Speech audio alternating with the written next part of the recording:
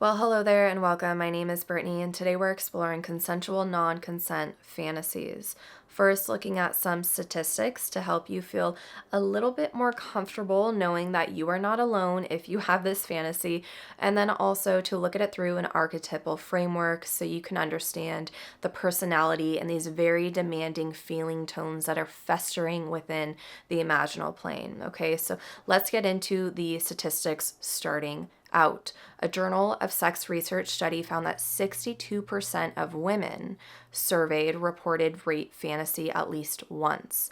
Among those women, the median frequency was around 4 times per year. 14% reported the fantasy at least once per week. Now, if we look at the emotional response, 45% described the fantasy as being entirely erotic.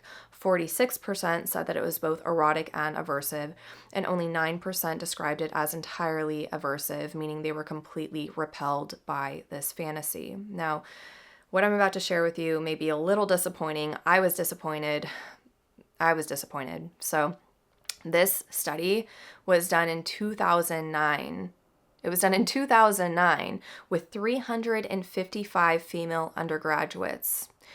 It's 2026. This is completely outdated. There's not enough research done on this fantasy, and it's actually mind-boggling for me as someone who studies psychology that there's not a bigger study done on rape in general, because we need to understand the shadows of reality, and if we don't, then we aren't addressing the problem appropriately. Okay, just throwing pills at someone isn't going to solve the problem, or throwing them in an insane asylum, or throwing them in jail. Like, we need to understand human. That's why we're here right now. Okay, so if we are instead to introduce this survey to, let's say, the BDSM community, where they embrace this very specific kink, everything is consensual, we would get such a crazy, like, the spectrum would be so large. We would have men and women sharing that they do have this fantasy, and the frequency of it happening would be vast. Like, it would be so fun to do that study. So maybe that's something I'll do in the near future. But knowing all of this, statistically speaking, although it's outdated, we still need to know that there are some numbers involved in this. Again, so just so you know, like, you're not alone if you have this fantasy. You're not weird. You're not crazy. It's pretty common. And it's more than just women who have the fantasy of being taken by some powerful force. Okay, men have it too. It's just what it is. So knowing this, I figured that the best way to explore this fantasy and help you understand it is through an archetypal lens, meaning we're going to look at the personalities that are creating this very specific fantasy. So I also want to address that we are dancing on a spectrum of aversive forced fantasy and intentional consensual imagining, where we want to partake in the fantasy. So there's kind of two energies that we're working with. We're going to focus on the latter, being that you are someone who partakes in the fantasy. You enjoy the rape fantasy. It feels really empowering to say it, so maybe you should try saying it and just see how that feels. Okay, so let's get into the archetypal groundwork.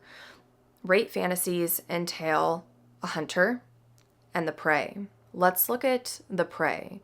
This is an individual who may be a little bit softer, a little bit weaker, or extremely strong-willed and driven. But there is a core theme for this personality, and that is to feel a sense of ravishment, to feel wanted and desired, to feel like they want something that they don't want to admit that they want, and to be forced to receiving that thing, to feel fulfilled from the inside out, to be a sense of devourment is so palpable and tasteful for this individual, and to be kind of pushed beyond their means, against their will per se, although it's completely consensual, if we're to move through this imaginative space with that awareness. The prey is something that demands to be focused on. And what person doesn't want to feel desired? Now, on the other end, we're looking at the hunter, and this is a very strategic individual. There's a lot going on for this personality type because it is in a state of planning out how to get the thing that they want. So it does take a lot of willpower. It does take a lot of focus, consistency. It really takes a certain personality to be the hunter, because this does represent someone who is so patient and adaptable, but also someone who's a killer and not afraid. Someone who wants to force because there's a sense of fulfillment on the other end. It's almost as if the hunter is doing it because the prey knows that it needs to be wanted and desired.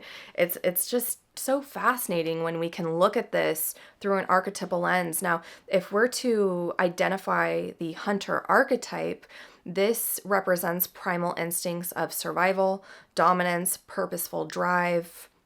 It really embodies a skilled individual. So if you can see yourself in either one of these, you begin to understand that the two energies, the two archetypes complement one another, and they actually need one another to survive and to be fulfilled. So if you're having this fantasy and you're to water it down to identify the environment that you're in, to identify the characters around you, to identify exactly the play that is happening, then maybe you won't feel so disgusted or in a state of aversion, because you can notice that the two energies are trying to support one another in the play. And if there is a way that you can fully submit and surrender to receiving the intensity of this, it's like you can fully indulge in what Carl Jung calls the numinous, the essence of God within this space. So yes, it's transgressive. This whole fantasy is extremely transgressive, but it's also extremely progressive in a way that you are able to identify how you can transform and transmute through the act of partaking in something that is like that. So what I will say is that, many people do not want to play out their fantasies, but I am a huge advocate. If you have a play partner, if you have someone that you can trust, if you are in a relationship right now and you have this fantasy coming up for you and you are not talking about this with your partner, you're doing them a disservice and you're doing yourself a disservice, because, oh my goodness, you could open your relationship up to so many layers and levels of intimacy and of connection, and you guys could really develop an entirely new relationship and outlook on who you are as a power couple if you're to welcome this.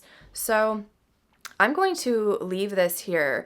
The overall view of this video is to invite a sense of ravishment, that is okay to want to feel desired, to not feel so guilty around this fantasy, and to know that there is a powerful force coming through this hunter that stands strong in who they are and gets exactly what they want. Again, let's keep this completely consensual. Let's keep this playful. Let's keep this imaginative and lighthearted. So leave comments below on how you experience this video, and I will see you in the next one.